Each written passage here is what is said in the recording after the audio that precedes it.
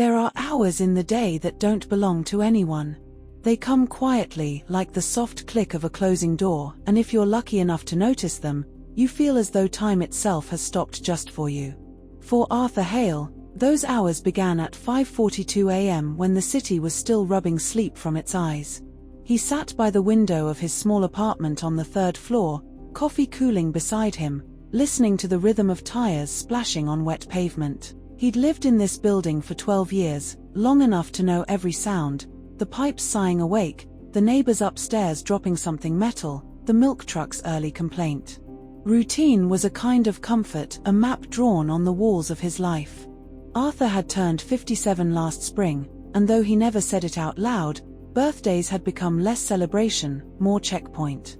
Each one a small flag marking how far he'd come from the person he once planned to be. He used to teach history, not the kind written in books, but the small kind, the stories hidden in ordinary people. His students would laugh when he told them that every street corner held a secret rebellion, every house a forgotten revolution. Now he worked at the library, cataloging the voices of others. The irony wasn't lost on him. That morning, as dawn climbed through the clouds, Arthur found an old letter wedged between the pages of a donated novel. The envelope was yellowed, addressed in looping blue ink, "To whoever finds this." Inside was a single sheet of paper, fragile as breath. It read, "If you're reading this, then time has done what it does best, move forward without me. I'm leaving behind a secret, but it's not mine alone. Look for the red bench by the river. Sit. Listen." No signature, no date. Just that, and a faint coffee ring in the corner. Arthur smiled.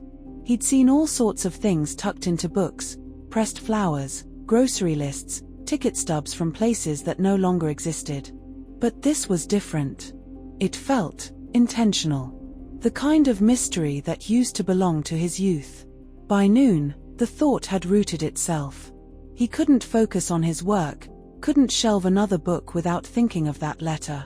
So he left the library early, raincoat buttoned, shoes squeaking against the marble floor, and walked toward the river.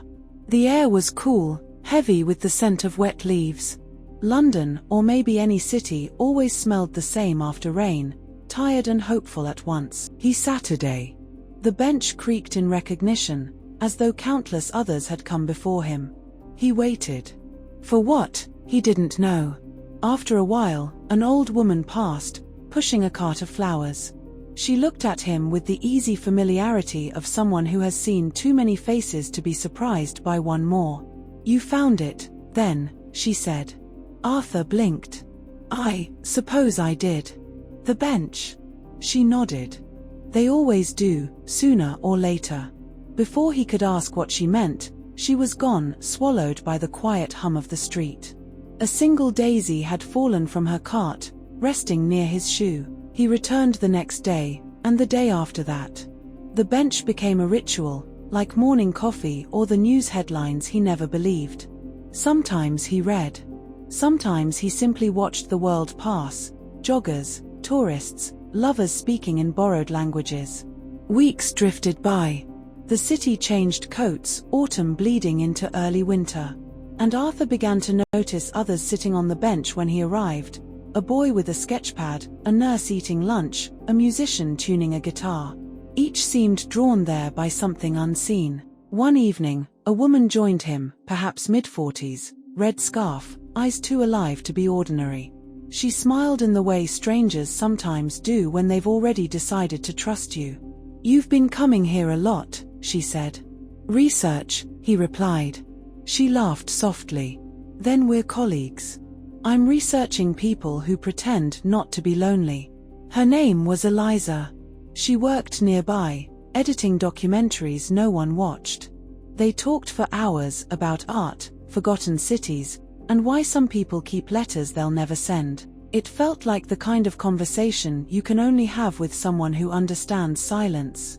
When they finally stood to leave, she said, "Same time tomorrow?" He nodded. And for the first time in years, Arthur felt the day open ahead of him instead of closing behind. Days folded into each other. They met at the bench almost every afternoon, sharing stories in the grey light.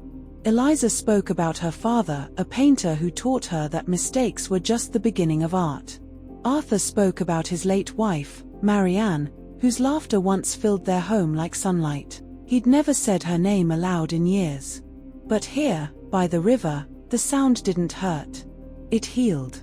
One evening, as fog rolled across the water, Eliza placed something in his hands, an envelope. Old. Yellowed. The same looping blue ink. "I found this in a bookshop," she said. It seemed connected. Arthur opened it slowly. Inside, another note. "To whoever sits beside you, thank you. The world moves faster than we can love it, but benches like this remind us how to stop." From that day on, they both began writing letters, small ones, folded neatly, left between library books or under benches. No names. Just thoughts, kindnesses, fragments of hope. "To whoever finds this," became their shared signature. Winter arrived. The river froze at its edges, sunlight cutting the city into gold and gray. Arthur felt alive in a way that surprised him, as though the past had forgiven him for surviving it. Then, one morning, she wasn't there. The bench was empty. A thin frost covered the wood, and on it lay a single envelope.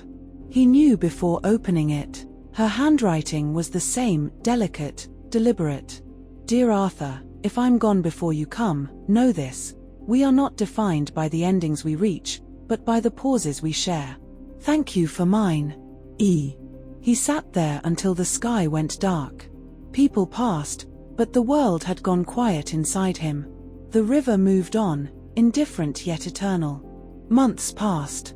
He returned every day, not in grief, but gratitude.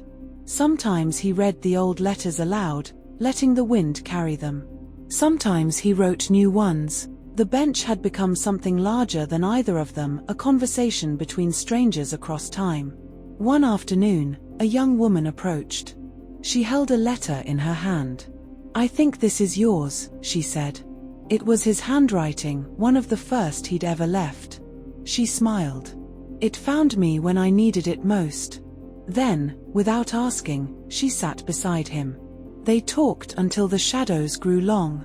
And so the cycle continued, quiet acts, invisible connections. Arthur realized that life wasn't made of the loud moments people chase, but the quiet halves of the day when someone listens, when someone writes, when someone waits. He still worked at the library, still drank his morning coffee, but every evening, he visited the red bench, carrying blank envelopes and a pen that never ran dry. Because somewhere out there, someone was waiting to find one. And in doing so, to find themselves. Fade out, rain returns, distant laughter, closing line happy smiley. The world moves faster than we can love it, but sometimes, if you sit still long enough, it waits.